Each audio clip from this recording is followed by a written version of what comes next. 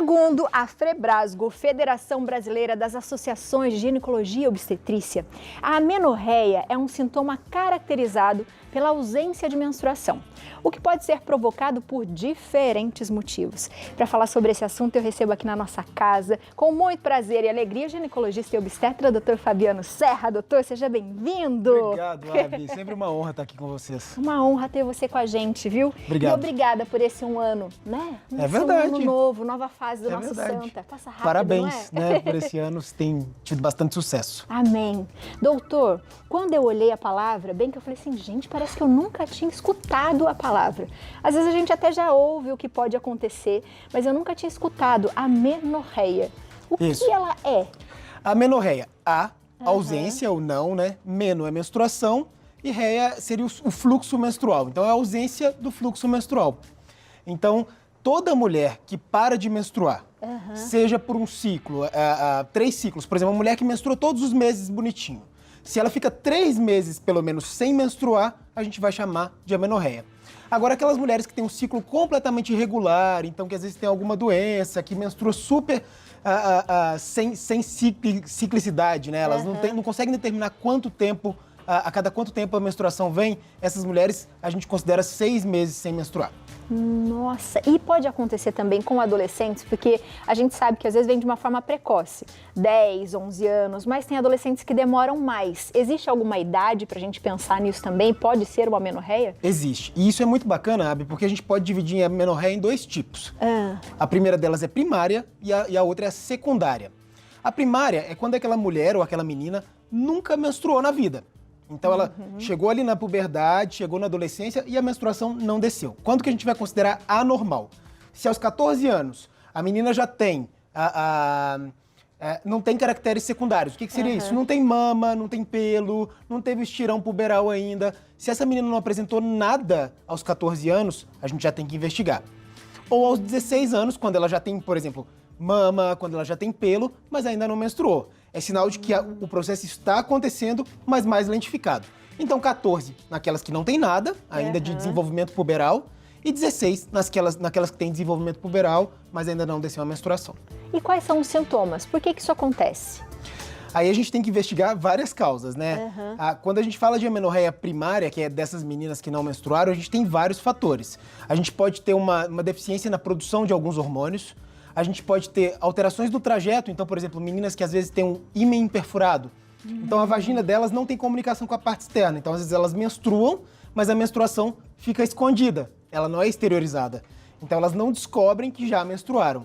E aí a gente tem que investigar diversas causas quando não acontece a primeira menstruação. E nesse caso, doutor, quando isso acontece, as pessoas têm dores? Como é que funciona? Porque daí, vamos supor, é como se fosse enchendo um espaço, porque se eu não estou eliminando, vai para algum lugar. Isso, né? É interessante que essas meninas, por exemplo, que têm o ímen perfurado, às vezes elas apresentam bastante cólica. Às vezes elas sentem as mamas doloridas naquele processo pré-menstrual e depois tem uma cólica importante também, que pode ser a caracterização da menstruação. Mas tem menina que não sente nada.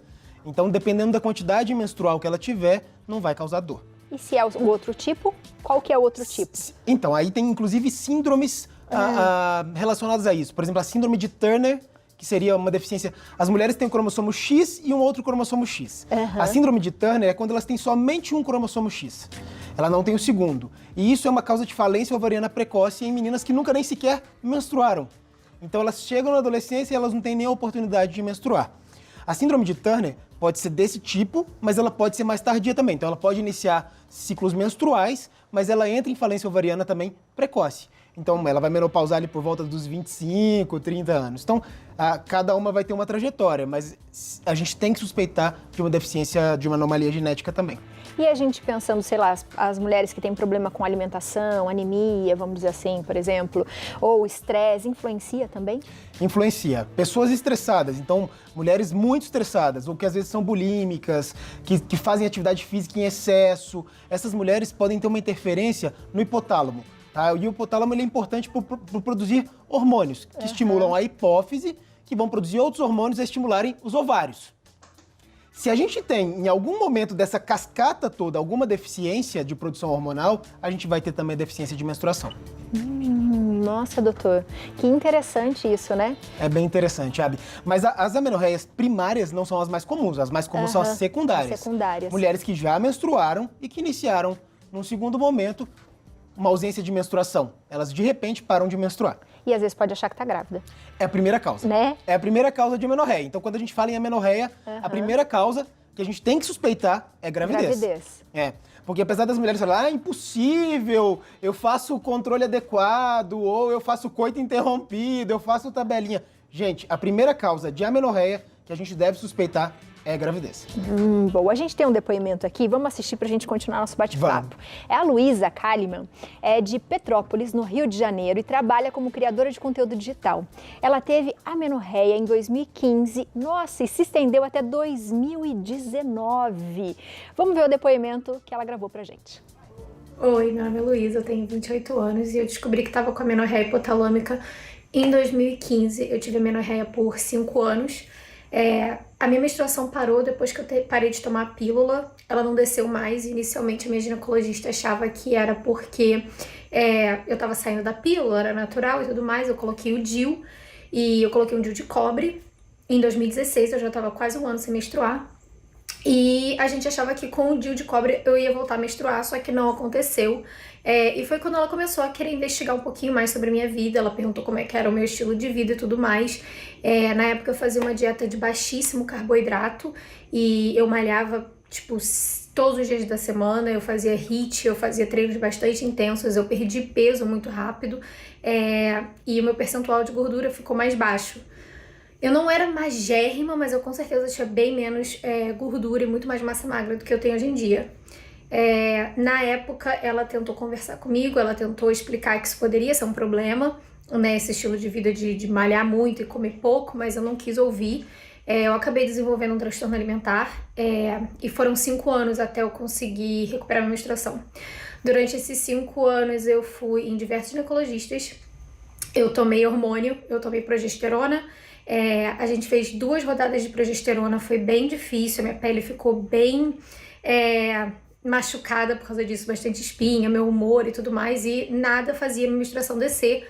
Eu tava tentando comer um pouco mais, desapegar um pouco dos exercícios, mas eu realmente não tava realmente fazendo o que era preciso, né? E foi final de 2019 que eu decidi que eu realmente precisava parar. Eu já entendi que pra amenorreia hipotalâmica o que eu precisava fazer era realmente ganhar peso e descansar. Então eu realmente me coloquei nesse lugar mentalmente. Eu comecei a cortar minha atividade física. Eu acho que eu fiquei uns 4 meses sem fazer nada e eu comecei a comer mais, inserir bem mais carboidrato, inserir gorduras boas, enfim, abrir minha mente para alimentação. E depois que eu ganhei um peso, né, que eu precisava ganhar, eu recuperei minha menstruação no final de 2019, dezembro de 2019. Então foram 5 anos. 2020 ela ficou um pouco ainda desregulada, os ciclos um pouco maiores, mas toda vez que eu percebia que eu tava perdendo a menstruação de novo, eu dava aquele up na minha comida, malhava menos. Hoje em dia eu tenho uma rotina de atividade física saudável, de acordo com o meu estilo de vida como uma pessoa normal, então eu não malho como se eu fosse uma atleta. E eu também tenho uma alimentação muito mais saudável, muito mais inclusiva, comendo muito mais sem me restringir. E a minha menstruação voltou, ela está regulada. Gente, doutor, 5 anos, 5 muita anos. coisa. Abi, e é muito interessante porque a gente tinha acabado de falar, né? Uhum. Então, as meninas ou as mulheres que praticam atividade física em excesso, elas podem ter essa amenorreia hipotalâmica. Ela explicou muito direitinho, ela tá bem ciente do quadro dela. Uhum. Porque o que acontece? As endorfinas que são liberadas durante o exercício físico, elas vão lá no hipotálamo e inibem a produção de alguns hormônios, né? Então, a gente acaba inibindo esse eixo hipotálamo, hipófise, ovário. Né? Então, a gente impede que os hormônios façam toda essa cascata para fazer com que o ovário também trabalhe. Então isso é uma causa, e durante a investigação, essas causas são mais difíceis de serem diagnosticadas, porque a gente passa por um processo, um passo a passo mais extenso, até chegar na amenorreia hipotalâmica, que foi exatamente o que ela teve. É claro que numa pergunta de estilo de vida, numa paciente que é muito magra, que às vezes tem um transtorno alimentar, igual ela falou que começou a ter depois de um tempo. Isso gera o estresse, o aumento de cortisol, que também vai influenciar nessa amenorreia. Então, tudo isso associado faz com que ela tenha esse quadro de amenorreia. Doutor, então muitas atletas devem ter esse tipo de problema, né? Muitas atletas têm. É muito comum não menstruar enquanto você está nesse ritmo de Olimpíadas que a gente acabou de sair. É muito frequente isso. Doutora, a pergunta que não quer calar. Quando isso acontece, a mulher pode ter problemas para engravidar? Claro, quando a mulher não está menstruando, ela não está ovulando também. Então, a ausência de menstruação, a não ser que seja uma obstrução, igual o ímã perfurado, que a gente falou lá nas primárias, ela pode estar ovulando, mas não está esterilizando o sangue. Né? Mas, na prática, o que a gente observa é que mulheres que geralmente não menstruam também não ovulam. E aí, na maior quais parte são dos os casos. tratamentos, doutor? Vamos lá, Abi. Vou tentar explicar o passo a passo para o pessoal de casa para entender como é que a gente faz. Eu vou explicar mais da amenorreia secundária, que eu acho que é mais frequente e mais comum. Tá? A amenorreia secundária, como eu já disse, é aquela mulher que já menstruou na vida, que já teve ciclos normais e que de repente parou de menstruar aí por pelo menos 3 a 6 meses. Tá? Então, nesses casos, a primeira coisa que a gente pergunta é: tem gravidez? Está grávida? Se não estiver grávida, a gente passa por uma próxima investigação, que seria da hiperprolactinemia, que é um hormônio, e do hipotiroidismo. Então tem mulher que sempre esquece de falar que tem hipotiroidismo ou que pode estar eventualmente descompensado, então isso faz parte da nossa investigação também. Isso porque o hipotiroidismo, ele faz elevar um hormônio que chama TSH, que é o que estimula a tireoide. Esse hormônio também chega lá no hipotálamo e inibe da mesma forma. Então a gente também, compensando às vezes o hipotiroidismo e tratando o hipotiroidismo, a gente já resolve o ciclo dessa mulher. Agora, se essa mulher tá tudo normal, não tem gravidez, não tem hipotiroidismo e não tem alteração da prolactina, a gente faz um novo teste, que parece que ela fez. É a Ana Luísa, não é? Isso. Que a Ana Luísa parece que fez, que é o teste da progesterona. Então a gente considera que essa mulher tem estrogênio no corpo e ela só não está menstruando. E se ela não está menstruando, a suspeita é de que ela não esteja ovulando. Porque depois que a mulher ovula, ela libera progesterona. E se ela não ovulou, ela não tem progesterona. Então o que a gente faz é exatamente isso: dar progesterona para essa mulher, para ver se essa progesterona faz com que ela menstrue na sequência. E mudando os hábitos, né? No caso da Luísa ali, que ela mudou tudo. É porque ali a causa era outra, era uma causa bem mais... parece até mais simples de resolver, mas você vê como demorou 5 anos para ela resolver isso, porque ela teve que se conscientizar de que dependia também de uma mudança dela. Nossa, a gente tem perguntinhas, vamos lá. Vamos lá. Para o nosso WhatsApp. Da Cecília de São Caetano do Sul. Minha menstruação vem muito pouco, quase nada, e tenho muita dor de cabeça antes, durante e depois da menstruação. O que poderia ser? Um beijo, Cecília. E aí, doutor? Olha, Cecília, isso não tem relação com a amenorreia, é o fato de vir pouco. Tem mulheres que realmente têm um fluxo muito pequeno durante o período menstrual, principalmente aquelas que fazem uso de pílula. A pílula diminui bastante o fluxo, sabe? Eu não me preocuparia. A cefaleia, a dor de cabeça, em geral está relacionada ao período pré-menstrual ali, tensional, mas aí vale discutir com o seu ginecologista se tem algum tratamento diferente para fazer para você. E ou hábitos também, né? Para mudar. Hábitos também, sem que dúvida. A gente tem isso, né?